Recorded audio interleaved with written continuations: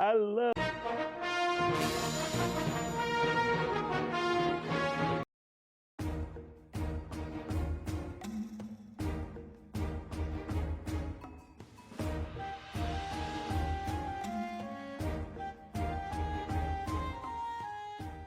I fucking love Monster Hunter. I have been playing the game since 2004 when the first one hit the PS2, and I have been hooked ever since, playing every game that released in the US and some that didn't, and some that eventually came to the US anyways. There have been few mainline Monster Hunter games that I haven't played. Looking at you, Monster Hunter Dose, but soon. Soon. If you've been watching the channel for a while, you probably know this already, as I've used landscape shots for Monster Hunter World for the backdrop for a slew of unrelated videos. But for those who are unaware, I will give a brief insight as to what this series is. And I do say brief, as I can and will talk about Monster Hunter for hours if no one stops me. In the early 2000s, Capcom put something they called the 3-game initiative into action, making 3 games on the PS2 with a focus on online play, with the hopes that at least one of them would sell 1 million units.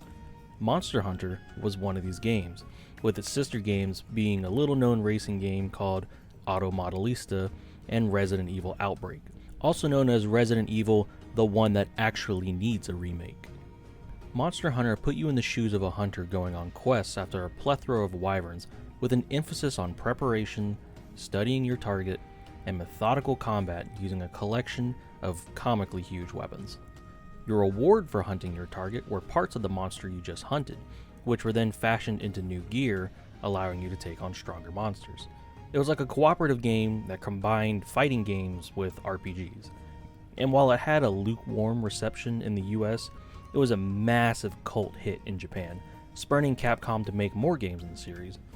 This cult popularity eventually carried into the series' biggest global hit, Monster Hunter World, which holds the spot as Capcom's most sold game in their company history at almost 18 million copies. Needless to say, I've seen and hunted a lot since the PS2. A lot of my fondest memories are tied to this series. Hell, I quite literally grew up with this series. I was 11 when I first played this game. You know how kids watched like Naruto Linkin Park AMV videos? Yeah, I watched Monster Hunter AMVs. In middle school, when we weren't playing Smash, I played Monster Hunter. Made my first friend in high school after moving across states because he saw me doodling a picture of the Hypnocatrus greatsword in my notebook and said, "Oh shit, you play Monster Hunter?" The whole friend group played Monster Hunter as the series became more and more popular. When trailers for Monster Hunter Tri came out, I agonizingly watched the days till the release date, where we immediately jumped online and got our asses handed to us because, yeah, we were just rushing into shit. You know where I was when everyone was frantically calling me because my ex broke her leg at the trampoline park? That's right, I was hunting Chameleos in 4 Ultimate.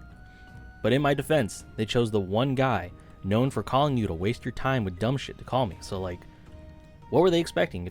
If literally anyone else, like his girlfriend or anyone else would have called me, I would have picked up. That's my excuse, and I'm sticking to it. Now, here in 5th gen Monster Hunter, I've met even more friends thanks to playing Monster Hunter World, and we play all kinds of shit together now. I have been playing this series for 18 years, and a lot happens in 18 years. So now that tangent is out of the way, what was the point of it? Context for later, my dudes. Throw that in your back pocket. Switch gears to mini painting and building, a hobby that I've only been doing for about 5 years now. Sure, in the past I've built model kits before, especially like the old like high-grade Gundam Wing Gunpla that you would just like find in Walmart.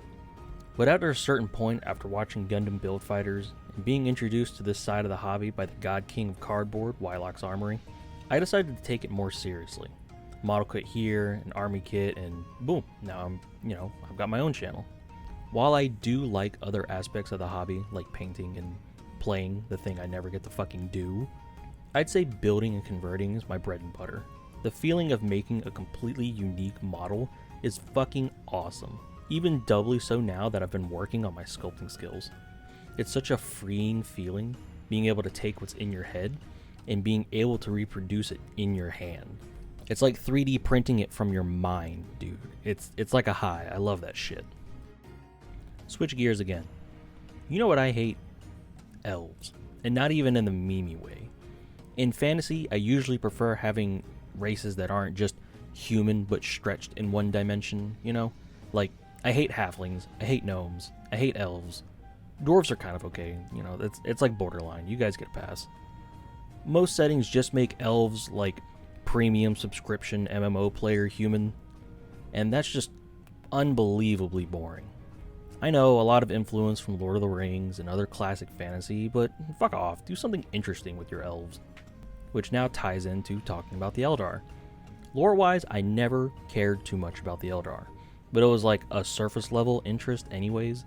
Model-wise, they were okay. I really liked some of the Wraith units, but otherwise I just kind of liked Dark Eldar more. In general, it was like Dark Eldar, Harlequins, and then Inari. But then, while I was trying to familiarize myself with some lore surrounding the birth of Slaanesh, I discovered there was a fifth flavor of elf, the Eldar Exodites. These Eldar fled the Empire before Slaanesh was born, moving into desolate, backwater planets to make an honest living, farming corn, tending cattle, and riding fucking dinosaurs. I was hooked. So I ranted about a game where you hunt dinos, and ranted about elves riding dinos. Given that this channel puts a very big focus on combining my hobbies, it really shouldn't be a shocker where this is going.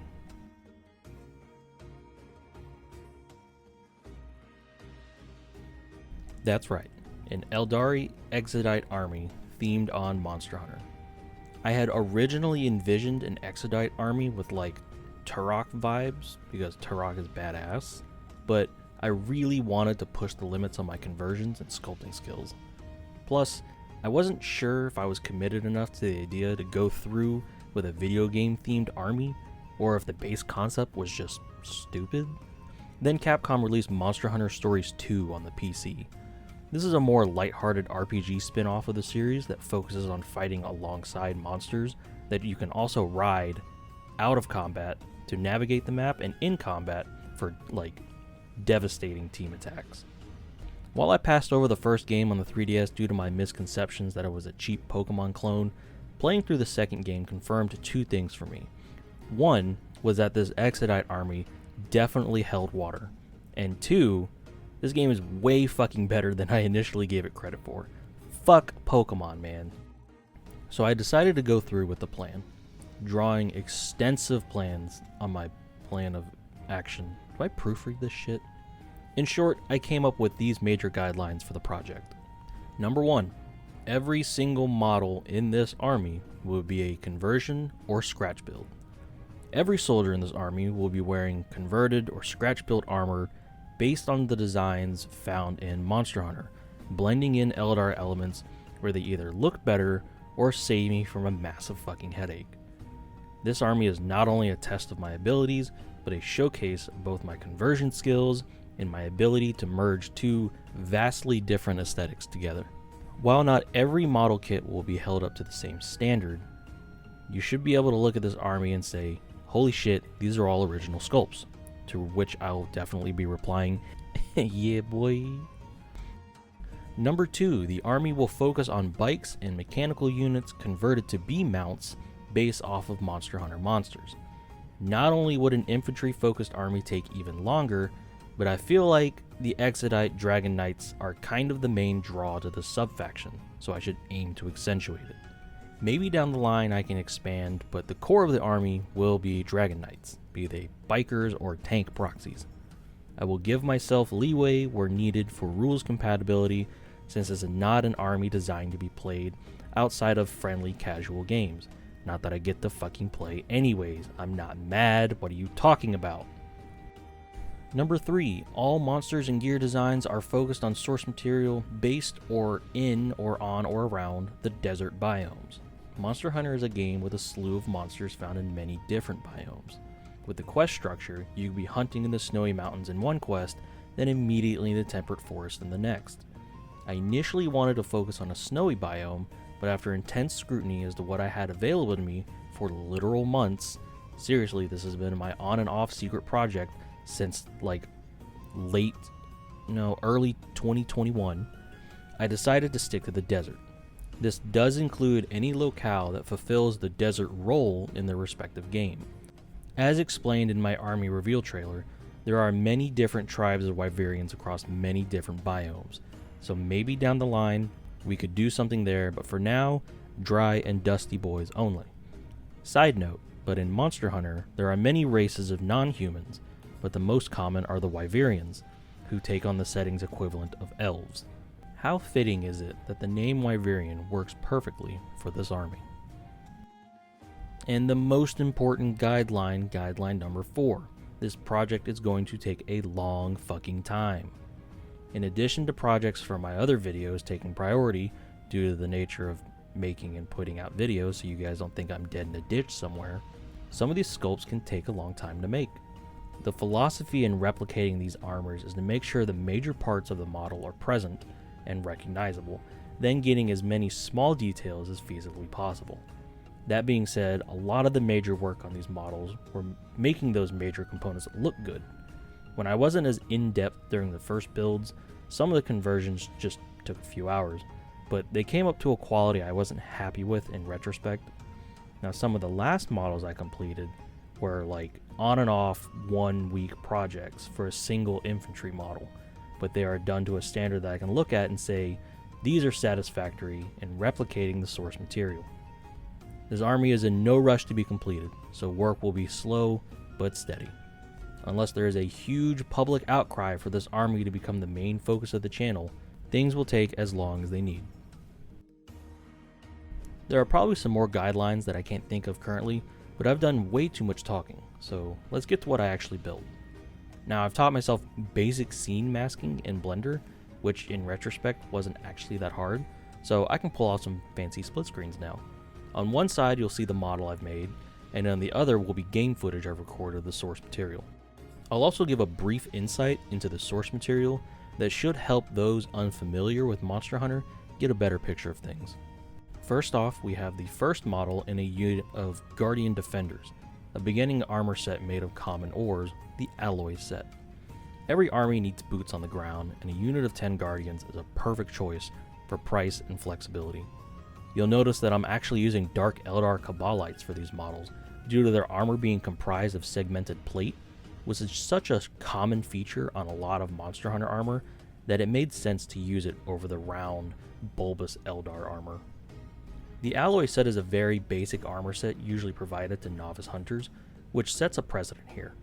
As these are all basic troops, I didn't want to give them armor from high-level monsters, saving those for more distinguished veteran units. I've also considered adding a unit of their melee variants, the Storm Guardians, and if I do, they'll try to follow the same guidelines. But back to the armor, which is based off of a variant that appears in 5th gen games like World and Rise. The left pauldron is made of 2 special shapes that were reused many times throughout the builds. For this, I made the original master out of plasticard and used blue stuff to make green stuff copies for other models that needed it. See if you can spot them as we go through. The next armor set is the female Chainmail set, specifically from 1st generation, due to the fact that there is a variant from 3rd generation and yet another variant in 5th generation. This model was actually one of the first I made for the unit, but I didn't go as hard on it as I should have, so I eventually got tired and redid it. It looks much better after the revision, in my opinion. I was also torn as to whether to use an Eldar helmet or try to sit there and model the whole chainmail helmet going on with the little goggles and everything, but not only did I just not feel like doing that, but I kind of like having the whole Eldar helmet on, because not only does it remind you that it is an Eldar unit, but it means I can also avoid painting skin tones, which I hate. Next up is the Battle Set, a useful armor set for novice hunters that's easy to craft and boost attack damage. The most notable feature of the Battle Set is without a doubt the array of swords sheathed on your back. This is another model that I had to revise early on. While I really like the aggressive posing, I initially had created a subpar Tacet and used recasted Dark Eldar daggers for the sword array, which honestly didn't come out too great. But after I recreated a more accurate Tacit, I swapped the daggers out for various swords for my bit box, which I like a lot more. Next up, the female Ingot armor, modeled by my lovely assistant, Miss Valentine. I love this mini. I like the motion I managed to get in the robes, and the little decorative bits on the front of the pauldron. The posing and the regal armor gives this model a very big sense of authority, like a proven hunter carefully overlooking the greenhorns she's been assigned. I accidentally gave her the back bit that the infantry banner slots into, so if I don't cover it up, I might just make her the squad leader. I think it kinda suits her. The first armor set made from monsters on this list is the female Rhenoplos set. This strange armor set is fashioned out of scales and hide of a Rhenoplos, a smaller desert dweller known for their tendency to charge into you, interrupting you while your bigger monster is trying to kill you. Lore-wise, this armor set is designed for hunters and explorers to dive deep into sand pits, and while the male aesthetic does have the diving suit look to it, the female armor has this very memorable teddy bear aesthetic to it, and for some reason, I find it really funny. This one was a challenge as I had to scratch build the head from scratch. The first one I made was just a bit too small, but I feel like the second one looks more appropriate. It just really encapsulates the silliness of the armor, and honestly, I can't wait to see it painted.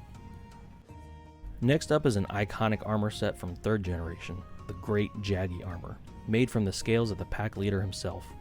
The Great Jaggi is a low-threat monster that many new hunters fight as their first target when the pack gets too large and begin to harass settlements. The Jaggi has always been a popular armor set due to boosting attack damage early on. Although this armor set has been absent from 5th generation games like World and Rise, Jaggi's cousin, the Great Baggy, is in Rise, and their armor set is the exact same minus the color. This allowed me to use better quality models for the reference pictures I used while sculpting the model. This is what we call in the industry a pro gamer move. Debuting in 5th generation, we have the armor of Pukei-Pukei, a poisonous wyvern with a long, elastic tongue. This monster has been known to inhabit forested areas as well, engorging itself on the exotic berries found in both regions. Pukei's armor has an aesthetic resembling a ghillie suit combined with a lightweight leather armor, a very woodland ranger aesthetic for the explorer who likes to stick to cover. This was a really fun sculpt, especially the head, which is actually a Sisters of Battle head with a respirator with a green stuff hood draped over it. With the posing of the legs changed from a heavy weapons bracing pose to a more passive pose, I'll have to remember to put something under his foot to give him something to stand up straight on. Jumping all the way back to 2nd generation, we have the armor set of everyone's favorite crab, the Daimyo Hermitaur. The Daimyo Hermitaur is a Carapacian class creature, a classification that uses skulls and shells of other monsters as their own shells. In the Daimyo's case, they are normally seen wearing the skulls of a Monoblos, although variants have been seen wearing Diablo skulls. Their armor is a very distinct one, looking very reminiscent of a football player's protective gear, or if you're across the pond, American Hand Egg. The shoulders are scratch built from green stuff, and the head is repurposed from a Tempestus Scion helmet. Overall, I'm pretty happy with it in general, although it's missing some detail on the thighs. I've always wondered what the logic was behind making football armor, especially given how niche the game was back then. Hell, the female armor is cheerleader themed to complement it. I guess someone on the early dev team just really liked football? Beneath the dunes of 3rd generation lies the Nibelsnarf, or the Hapuruboka in its native tongue. Nibelsnarf is a leviathan that resembles a salamander of sorts, known for its giant mouth lined with rows of teeth. While this monster has been known to prey on lesser desert monsters, using its powerful jaws to crunch through shells and bone, it's also a very proficient burrower and can expel blasts of sand and air from special organs on the side of its head. The Nibelsnarf armor in particular has an aesthetic I can only call tactical, but not typical tactical, as it's both military themed and covered in pouches, but not tactical, if that makes sense. The various straps and ridges were a pain in the ass to get layered on, and while I chose to use an Eldar helmet just because I liked it, I'm thankful I did, because like with the chainmail armor, it would have been a pain in the ass to get the whole face going on. And in general, I really wasn't in the mood to make the helmet at the time. Kind of hard to see here, but I do like how the legs came out in general. And for the last Guardian, exclusive to the PlayStation 4, we have an exception to the desert theme. While the following monster does not live in the desert, instead choosing to inhabit the swamps and the forests, you'll quickly notice why I had to make this exception. Yes, literal cowboy armor. The Great Wroggi is a smaller wyvern that appeared in 3rd generation and is closely related to Great Jaggi. The main exception is that it spews clouds of poison. All of Great Wroggi's equipment has a western cowboy theme for reasons unknown, but certainly not for reasons unappreciated. This was not only an exception I was almost legally required to make, but also the most challenging build of the Guardians, as many pieces had to be made separately, then attached later. There was a lot of revisions. I accidentally put my thumb into green stuff that was curing. You know, every little problem you could have, I made like 3 times. Out of all the Guardians, not only is this the one that had the most technical work into it, it's also my favorite. Because obviously, how many people have a Monster Hunter Cowboy Eldar Mini? Not many, I would think. So that's it for today, guys. I hope you... Psych! We've got 2 more models to look at today. While the models shown so far were all troops, we turn our attention to the fast attack slot, where the glorious shining spears sit atop bikes, or in this case, noble Great Jaggi mounts. Why Great Jaggi mounts? Even though it's a low-level monster? Well, it's a bit hard to explain, but in short, I'm very fond of Great Jaggi. He's a very nostalgic monster for me, even though at the time he debuted in Monster Hunter Tri, I had already been playing for 5 years. Damn, wait, all of 1st and 2nd gen were just 5 years? What the fuck? But anyways, the base of this kit are Games Workshop's Drakespawn Knights. Now I could have gone with a different mount, but instead of buying an overcosted figure to use as a base, or hand sculpting the entire thing, then making a mold, and then copies, then giving them different poses, and generally going through a massive fucking headache, I figured, well, the box already comes with mounts ready to go. Why not just spruce them up a little bit, and they'll look 85 to 90% like Great Jaggis. And so I did. For the Shining Spears, I also tried to use armors that took advantage of the lances the unit uses, and chose models that looked very knightly. That being said, I've only made 2, so I'm missing 1 model to make it a complete unit. But these sculpts in particular took a long while by themselves, so I haven't gotten to that last one yet. The first Shining Spear I made was the armor of the flying wyvern called Basarios. The Basarios hides underground, usually emerging to move or feast on its favorite food of valuable ores and minerals. While in past games this monster was not classified as a desert monster, Monster Hunter Rise saw the monster inhabiting the sandy plains, and given how much I liked the armor set, I wasn't really going to argue with it. In actuality, Basarios is the juvenile form of a 1st gen monster called Gravios, another favorite of mine, known for its impossibly hard hide and the ability to shoot goddamn heat lasers. The armor of Basarios features massive pauldrons and a Knight of Stone aesthetic. It has been a favorite of mine for many years, although I like the gunner variant slightly more. While some parts of the model are a bit subpar to me, the only way to fix those parts would be to completely scrap major portions of the model, and if I keep going back to revise every little mistake, I'm just not going to make progress on this. So I'm just going to focus on finishing models, and if I want to redo them in the future, I can make more models.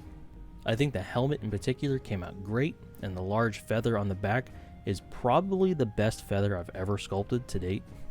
I also really enjoy the weaponry, the shield being a repurposed Stormcast shield, and the lance being a scrap resin print, combined with a toothpick, all modified to resemble the Knight Lance from earlier generations. The face of the Great Jaggi isn't accurate, being a modification of the cold ones of the original kit, but I think with the big frills, it looked enough like it to evoke the original monster. The frills were actually another molded item I made, which will make future Shining Spears a little easier to make. and today's final model is based off of a low-ranking monster found in the deserts of 1st, 2nd, and 4th generation. The Cephadrome is a Piscine wyvern, the leader of a pack of Cephalos that swim underneath the sands. They are pack hunters that use their large tails and fins to propel them through the air to attack with those same fins, which secrete a paralyzing agent. The way they swim through the sand causes a heavy earth and sand buildup on their scales, giving them a brown appearance, when in actuality their scales are a very lustrous combination of blues and purples. Their armor is what I can only call fucking awesome, fully utilizing the cleaned off scales for a very striking color. I forgot to actually make scales while I was sculpting my model though, so instead of scale mail, he's wearing a gambeson of sorts. Oh well. While the helmet was probably the hardest part of the armor, you'll notice the admittedly supreme work I put into his weapon, the Rathian gun lance. Seeing as the leader of the Shining Spears can take a spear that generally does more damage, I've opted to give this model my favorite gun lance design in the whole series. For those unaware, a gun lance is like a lance, but loaded with explosives and lined with more explosives. Very fun, but I'll always prefer my grog stick over the boomstick. While I attempted to 3D print the lance and just be done with it, the print just wasn't as detailed as I wanted it to be, and there were a lot of damages on it during the print. So instead of printing another, I decided to just spruce up the one I had printed already, and even though it was a pain in the ass, I'm glad I did, because this whole model looks downright fucking awesome. Alright guys, we're done for real this time. I've droned on way too long about this project for one day. Hopefully it won't be too long before we see more of this army. Even though each model is very work intensive, seeing everything laid out in front of me is just so satisfying, and I'm not even done with 2 units. At this point, I don't even give a shit if it's a stupid idea. I'm committed, dude. Hopefully you guys like this project as much as I do so far. If you're not subscribed, please subscribe so you can see this project as it evolves. Otherwise, I'm gonna go play some more Monster Hunter. Sunbreak just came out. So yeah, thanks for watching guys, I'll catch you later.